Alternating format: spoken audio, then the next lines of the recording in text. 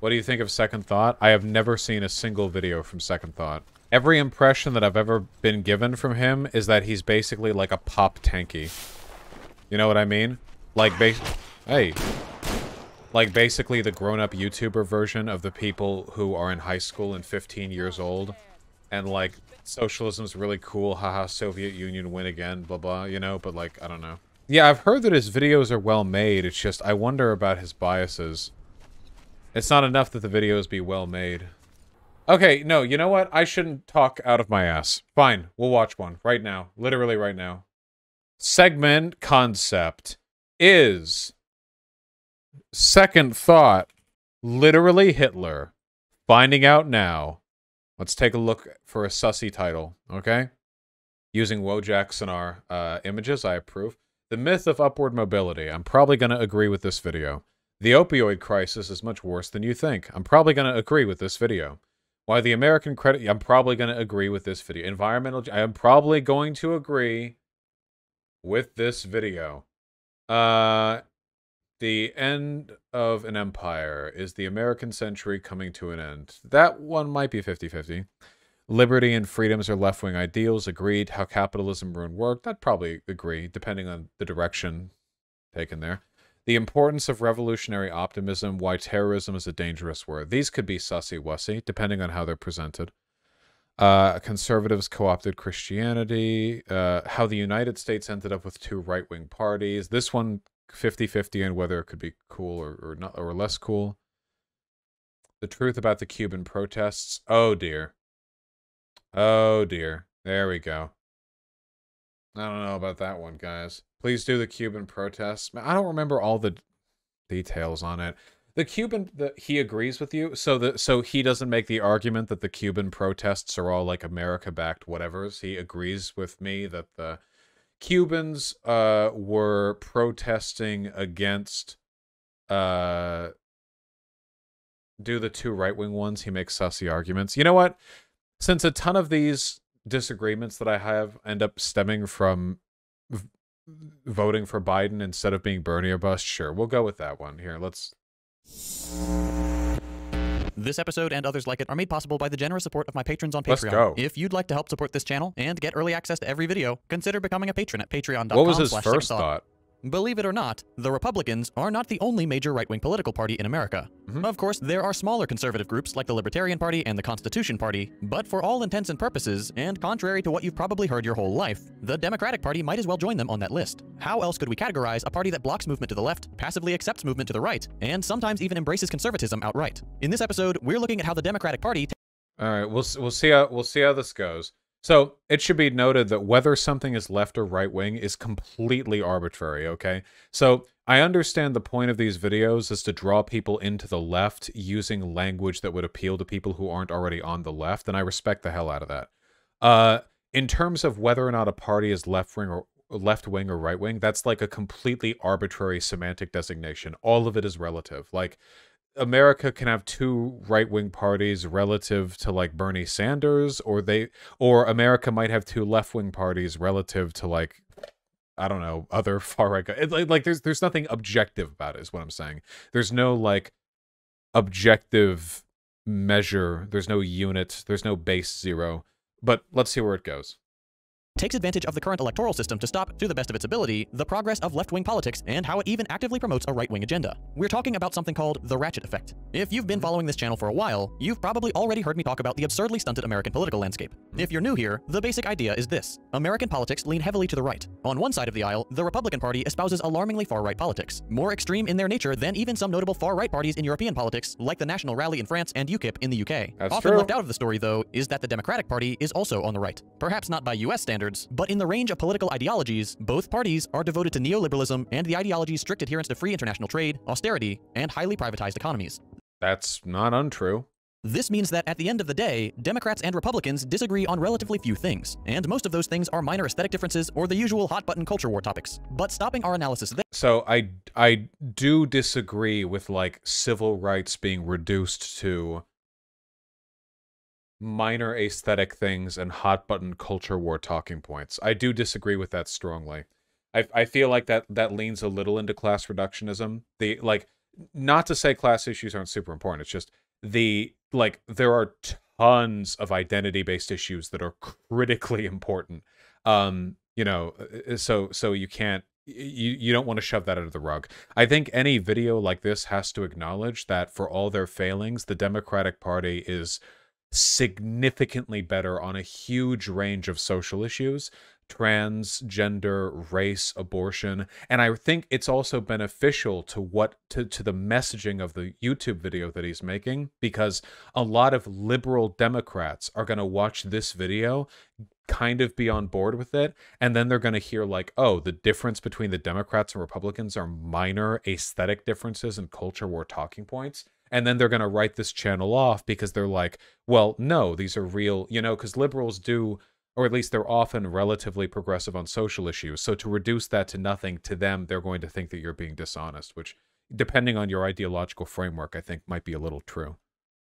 There ignores the special role Democrats play in the American political system. Democrats actively enable the Republican agenda. In politics, this is called the ratchet effect. The idea goes something like this. When Republicans hold power, the gears of the ratchet engage and the machine begins to move to the right, happily clicking along as policies pass, judges are replaced, and budgets are approved. Come the time when Democrats return to power, the ratchet is meant to move left, but the party acts as the pawl, immobilizing the gears, meaning the ratchet remains completely stuck until Republicans return to power and things go back to moving right again. In the real world, this ratchet effect can be seen when Democrats do any or frequently all of three things. This is kind of true. It's not completely true. It is true that the Republicans are more willing to let themselves move farther right than Democrats are to move farther left, because the far right agenda does not impede the Republicans' process of capital accumulation. It doesn't interfere with their big business political agenda. Democrats, on the other hand, are more resistant to significant left-leaning change, because that does tend to entail stuff that interferes with their pro-business agenda, which ultimately, as agents of capital, both parties are subservient to.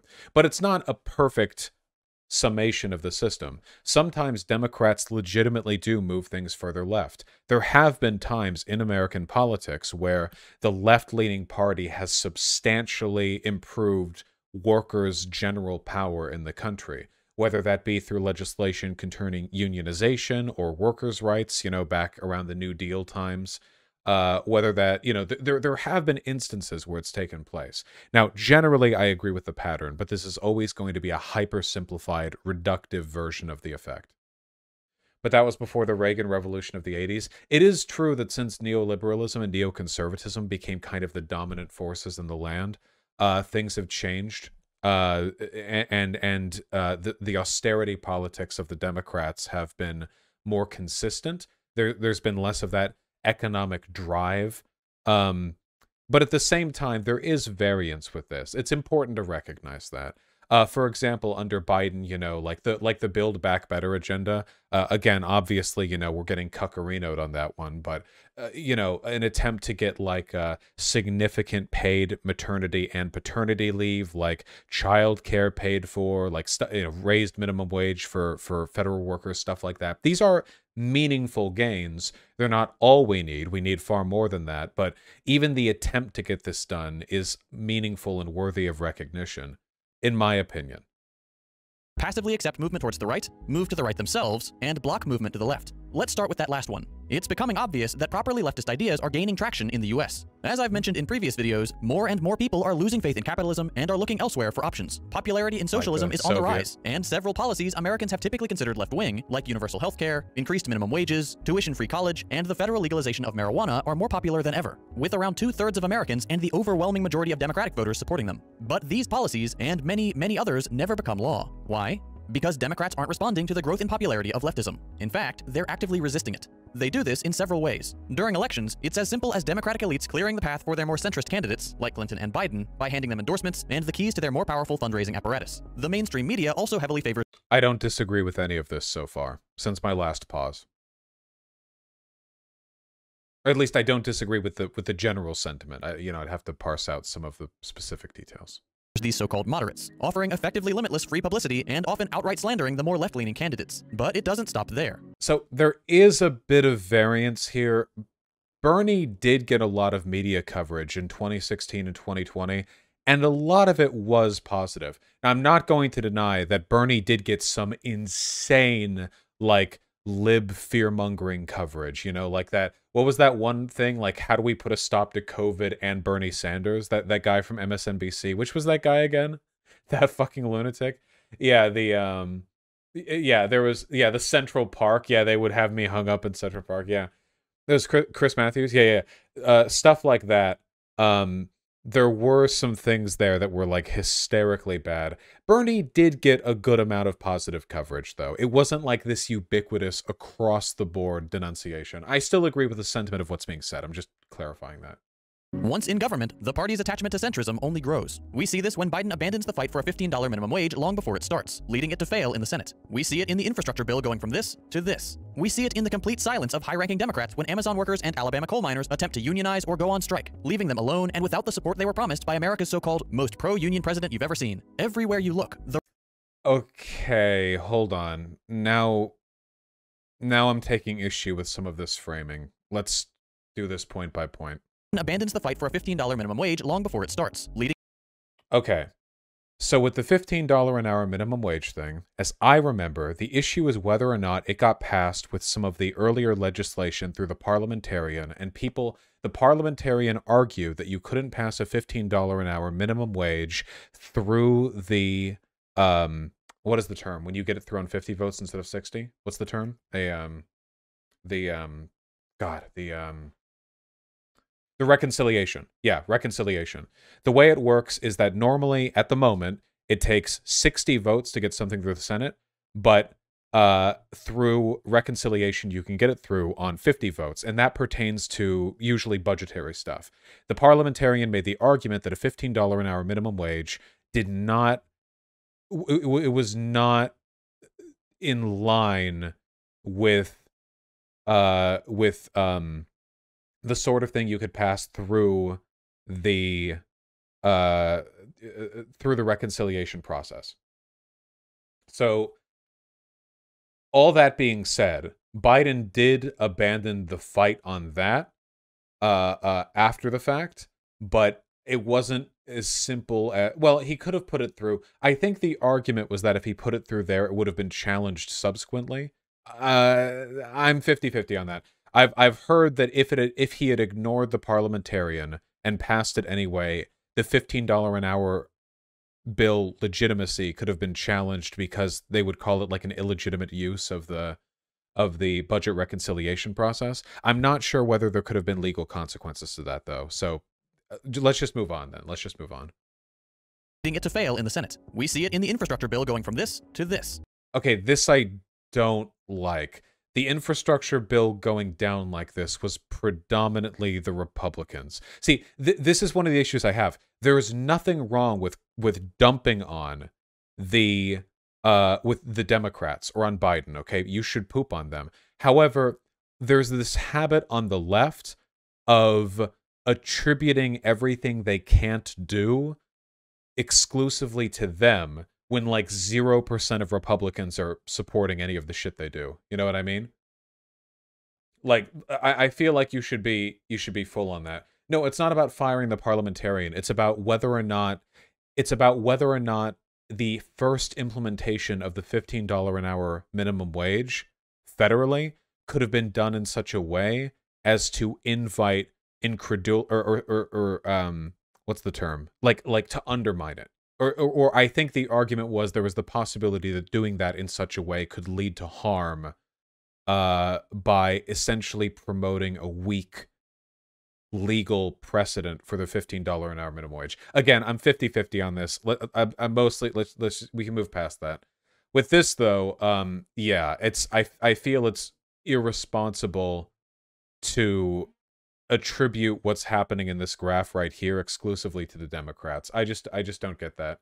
You can only levy so much blame at Manchin and Sinema without acknowledging the 50 Republicans. Yeah, I mean, you know, it's there's more to it than that.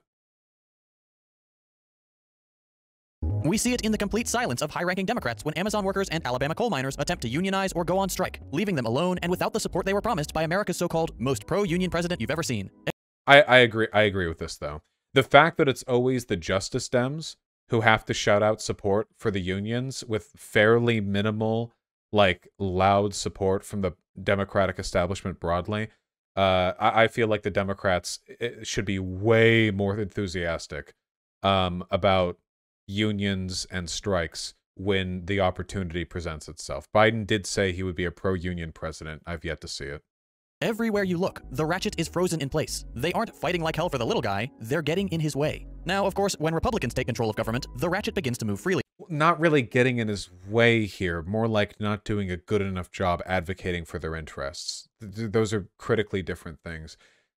Again, policies get passed with purely performative resistance. Judges get appointed who uphold right-wing policies for decades, and the country continues trending towards the right. When Democrats return to office, concentration camps along the southern border become immigration overflow facilities and remain open. Immigrants are told, do not come.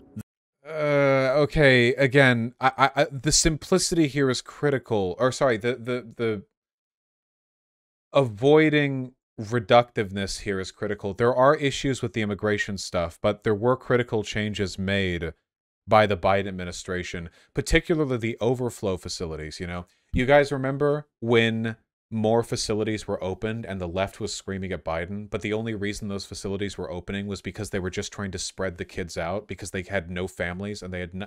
Like, if you have a bunch of kids with no families, you can't just turn them out onto the street. Like, you can't just be like, you know, vamonos. Open the door up, just fucking drop them outside El Paso and run. I mean, but while that process is being settled, it makes sense that you would have more facilities open. Not to say that his handling on immigrant stuff has been perfect, because it certainly fucking hasn't. Cool, but you don't have to fence them in either. Well, you have to have facilities to hold them. I'm not saying it's done perfectly or even well. Sounds like you're missing the point, though. Wait, no. At least the new facilities they opened afterwards were from Health and Human Services, not from ICE. The Health and Human Services facilities that were opened by Biden a bit after he took office were significantly better than the ICE detention centers. Like, these videos right here from Customs and Border Protection, but the facilities that were opened, the one that I think that Second Thought is referring to here, is... Let me see if I can... HHS facilities, migrant children. Let me see. Health, Human Services. It was Health and Human Services, right? It wasn't another one? Carrizo Springs Influx Care Facility. I don't want to get baited into defending a point I don't believe in. The only point that I'm making is that I feel like highly simplistic arguments like this are kind of what lead people towards the Bernie or bust mentality. Because, like, there is a critical difference between, you know, the treatment of migrant children under Biden and under Trump, especially since Biden ended that separation policy. Anyway, let's just move on. Immigrants are told, do not come. The U.S. Embassy remains in Jerusalem despite an ongoing genocide, and military budgets continue to rise. Nothing quite illustrates the ratchet effect better than the U.S. corporate tax rate over time. These are the taxes that corporations... I wouldn't expect Biden to move the embassy out of Jerusalem. That would be a very weird back and forth of like 1 year, but okay, anyway. Have to pay, the same way you and I do when we earn our income. Back in 2017, Trump cut taxes for both the richest Americans and corporations, while giving effectively nothing to the rest of us but the promise of an eventual, fictional trickle-down. With this cut, Trump brought the corporate tax rate from an already low 35% down to a paltry 20%, shifting the tax burden even further onto the shoulders of average Americans and away from his party's corporate donors and himself. Thankfully, Biden is bringing it back up to 25%, 28% if we're lucky, 7 to 10 points lower than where it started. This is true and perfectly valid. The trend becomes clear. Year after year, Republicans push further and further for imperialist foreign policy, for xenophobic immigration restrictions, for rich Americans to... What was that news article? Let me see. Oh, Miami mayor, U.S. should be open to bombing Cuba. Well, that's a Republican mayor saying that. trend becomes clear. Year after Did you year, say Republicans Democrat? push further and further Okay, Republicans push. Okay. I thought they said Democrats. Just make sure. for Yeah. imperialist foreign policy, for xenophobic immigration restrictions, for rich Americans to hoard more and more wealth. Democrats come to appease the masses, promising they'll be different from the previous administrations, returning power to the people, but always less than they had before and never getting in the way of this greater rightward trend. This isn't to say Democrats never pass progressive legislation. They sometimes do, but it remains an exceptionally rare event, especially in comparison to the number of conservative policies that pass, and it's always less than what they promised, less than what they could theoretically achieve, and nowhere close to what would be considered progressive in other developed countries. Now, these are all situations where Democrats appear ineffective, where they try but fail to deliver on the demands of their constituents. But they can be far more harmful. Every time they gain power, Democrats adopt some new right-wing policy, pushing the left further outside the realm of acceptable politics, and allowing the right to claim even more outrageous amounts of ideological territory as it adopts, according to some, the Okay, I want to see how he substantiates this point. I do want to say that so far, halfway into the video, I widely agree very much with what is being said. Oh, wow. We've all been drinking our combo aid here. 64. That's the name of a video game console. trappings of a fascist state. We've seen this for decades. In the late 60s and 70s, it was law and order. A seemingly innocuous phrase coined by Nixon became realized in full force by Reagan's disastrous war on drugs. Law and order became one of the rallying cries of a political program that threw the black community, black men in particular, in jail with long sentences for so-called broken window crimes. Minor crimes heavily punished so that the state could showcase its power. Politicians drummed up fear of black and minority criminals while simultaneously terrorizing non-white communities with an over-militarized police force. In the 90s, Smidge reductive, but overall, for this type of video, I think that's fair. Democrats latched onto this Republican program with their own narratives. You may have heard the term super predator. This super predator, a young criminal with no remorse, became the myth that glued the Democratic tough-on-crime program together. The Clinton administration in particular led its own wave of over-policing with the infamous crime bill, which included what was called 3 strikes lifetime sentencing, put more police on the streets, increased the scope of the death penalty, and of course, put more people in jail than ever before. These are not the policies of a left-wing government. Generally speaking, Democrats are quick to jump on the police state bandwagon. We've seen it when the Biden administration tries to increase police funding and deploy it against Black Lives Matter protests. I feel like you judged him too harshly. This is the first video of his I have ever seen.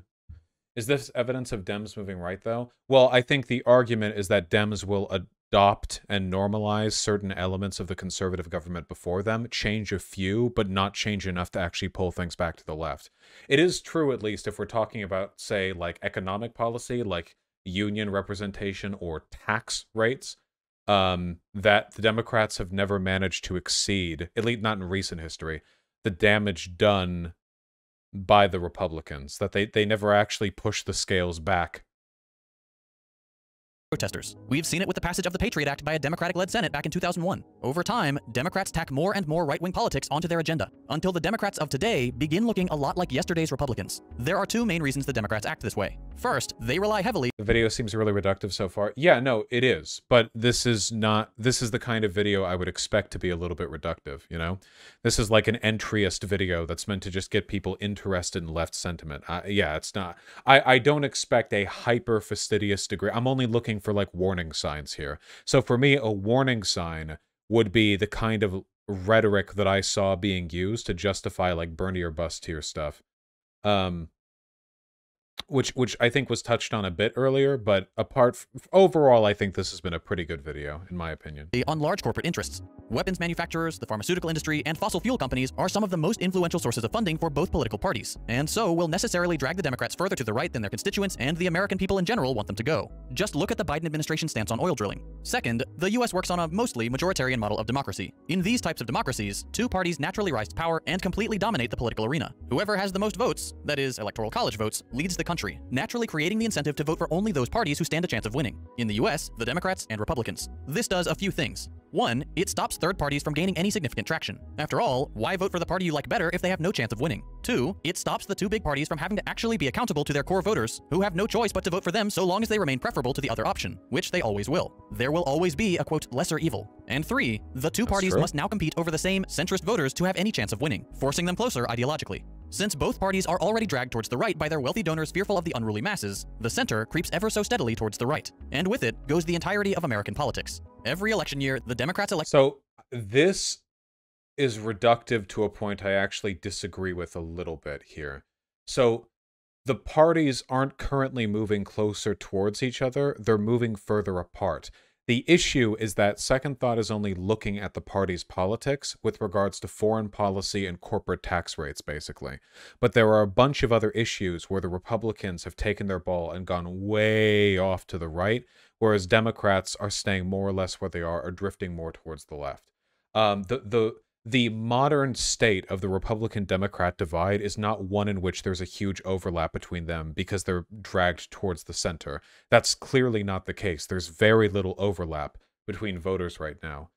Yeah, social issues are missing from his analysis. And the issue is, one of the social issue that he's ignoring here is democracy itself. The fact that Republicans are openly antagonistic towards democracy, and Democrats are, well, just not. I mean, at least not anywhere nearly so. Not in the same ways. Foreign policy differs too. The drone war has basically stopped under Biden, which a lot of people haven't really talked about. But I feel like it's worth noting. You know, like I feel like it's sort of relevant to the discourse here. Let me see if I can't find it on my Twitter. When did I retweet that? When did I? Here we go. Yeah.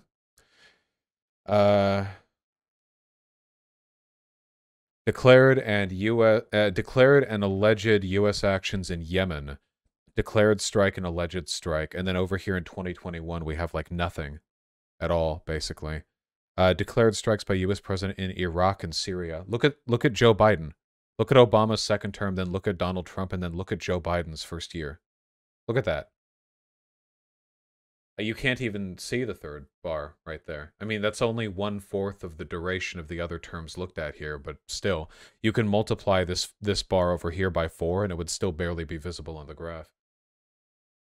Strikes in Somalia, yeah. And Donald Trump ramped up massively here. Anyway, while I agree, so here's the thing. The Republicans and the Democrats are moving very close to each other on certain economic issues. The broader economic doctrine of neoliberalism it's prominent in both parties, okay? I don't deny that. However, I think that holistically, they are not moving together towards the center, moving right. I don't think that's holistically the case. Elected to the highest levels of power get there by feeding us the same lines. They say, we alone provide an alternative to the past X years of disaster and the objectionable Republican figurehead. We alone are the barrier that prevents the free reign of regressive, conservative politics. Surely you wouldn't vote for the fascist. And yet, in the very same breath, they assure us that they need to work across the aisle, that our democracy hinges on their need to move towards the center and capture the mythical swing voters who decide the election. According to them, this is the only reasonable approach. This is what it means to be electable. All the while, American politics moves steadily further right. There is some hope, though. Within the Democratic Party, progressive figures are gaining traction and getting elected. The policies that are considered too far left by corporate Democrats, like Medicare for All and the Green New Deal, are actually the policies that are kicking them out of office and earning their more progressive counterparts a spot at the table.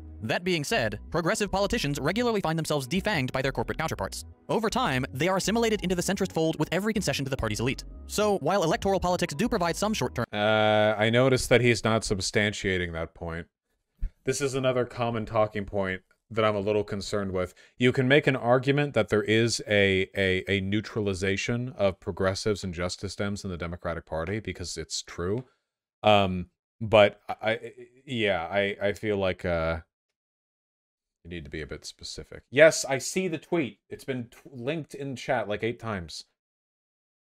Gains, most notably starting the radicalization process of many apathetic Americans, actual change will only come from popular grassroots movements. If you're looking for ways to get involved, see if any groups near you are looking for help. Joining your local chapter of a national group like the DSA, or any of the several left-wing political parties, or your city's mutual aid collective can have a bigger impact than you think. The main takeaway is this. The United States is run by a two-party corporate duopoly. Both the Republicans and the Democrats are beholden to the same corporate interests. And both parties are dedicated to the maintenance of the untenable and increasingly dystopian neoliberal status quo. Both our major parties are right-wing. This trend will only continue to get worse until the left, the real left, can mount an effective opposition to this deeply flawed and inhumane political project. If we want to make real, positive, lasting change, if we want to safeguard future generations against climate fallout, if we want to stop the inevitable transformation of neoliberalism into outright fascism, we have our work cut out for us. So let's get to work.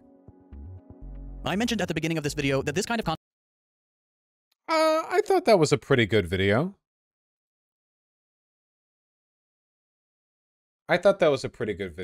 The critical issue here is that if a person on the left can't recognize that the Republicans pose an existential threat to democracy and to leftism in a way Democrats don't, then I don't think they're suited to be leftists. Now, he doesn't explicitly say that here. He doesn't say they're the same or you shouldn't vote for Dems over Republicans.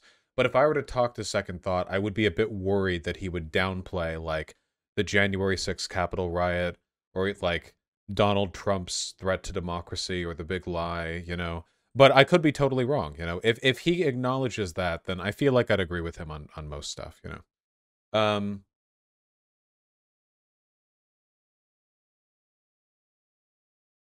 I think he made a video on Jan 6 where he condemned it. Well, I expect him to condemn it. It's more about how severe of a threat do you think this? But no, I think that was pretty good. Okay. Yeah, sure. I guess if we wanted to see, like, really negative stuff, we would have to look at his podcast episode, or his podcast where he talks with Hakeem, right?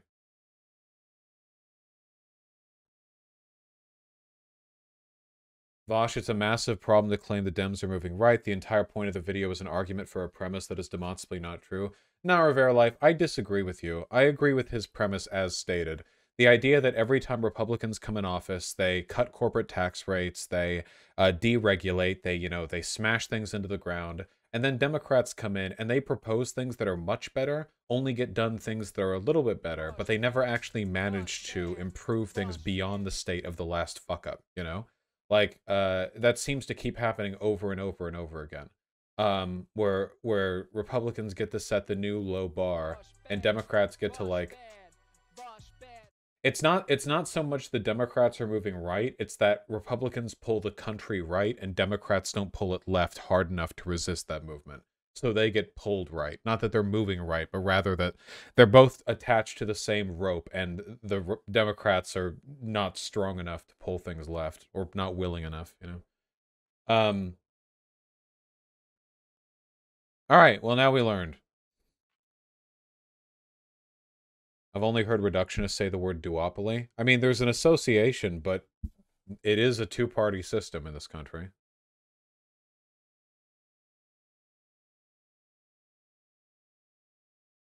All right. We did it. Mr. Feeney93, thank you for the tier 3 sub. Fuck a white name? True. Pessimist with the tier 2 sub, have you ever been a bull? No, I've never actually, like, cucked somebody else. Though I've, had sex with people in relationships who are, like, more submissive, I guess.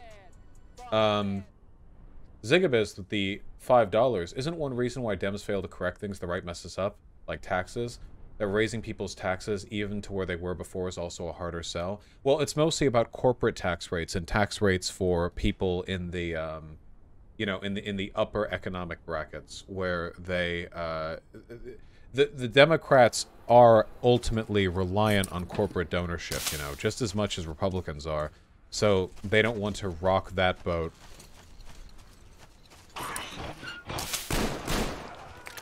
Bloody. How long do you think the idea that Dems have failed to pull the country leftward has been true? Because throughout history, America has not moved consistently right. Again, there is no one-line right-left dynamic. Politics is more complicated than that.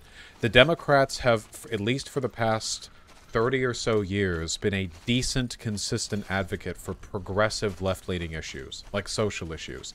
Economically, Democrats talk a big game, but very rarely fulfill their promises. Obama, what is he known for? Obamacare? Like, seriously? That's the legacy? But on economic issues, they don't succeed in meaningfully fighting for a welfare state or for higher tax rates on the very wealthy or on corporations. I think one of the real issues is messaging. Too, you know? Like, Republicans like Trump, they will make the country worse very, very casually, you know? Like, oh, good lord. Like, no big dealio to them, you know? Trump passed the tax cuts. He just got that done. And then he deregulated a bunch of things, and he appointed a fuck ton of district court judges. And, you know, he's got... I know, Labachi. Thank you, Pin89. I know, thank you. You know, like, he got all this done. But then when Biden comes in, like, the issue is, like, I feel like the left should not be selling their corrections to the Republicans as these big, crazy, like, super out there, bold policies, you know? Like, Build Back Better. Build Back Better should not have been presented as this, like, massive, groundbreaking... It should have been presented as, like, common sense, you know?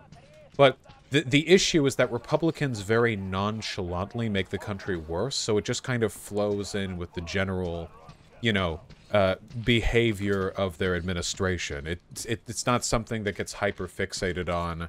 It's not something that is treated like a big deal, which naturally invites a lot less attention, you know, from the rest of the world and from the country broadly. But Democrats, whenever they do something that even comes close to addressing those problems, they have to make a big song and dance of it, you know? Sell it like it's a huge deal. What they should really be doing, they should be like, oh, Build Back Better? Yeah, this is, like, obvious stuff. Our country is rotting away right now. We spend trillions of dollars on wars that we can barely afford. This is like, the bare minimum for what we need, you know? Just sell it like that. And when people argue with you, don't argue like they're fighting against some big reformative change. Treat them like they're suggesting you should shut off the water flow to a city, you know? Republicans are like, this will cost too much. And then you look at them like, it's a country. It's a big country. Countries are expensive. What, do you want to turn off the water? Should we all just go outside with what, like, candles? What do you want, like, should we shut down the roads? What are you talking about? Yeah, it's expensive. We spend far more money on the military. You don't want to do something that actually help people? I swear to God, if they went with that line, they would be so much more effective. At least I think so. Don't you guys think so?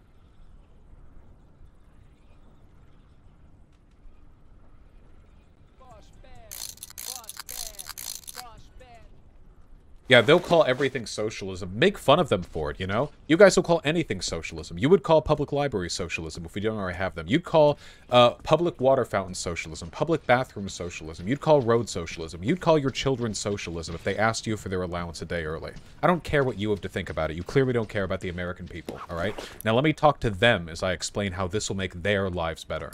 I really feel like if Democrats took that attitude, they would be unstoppable.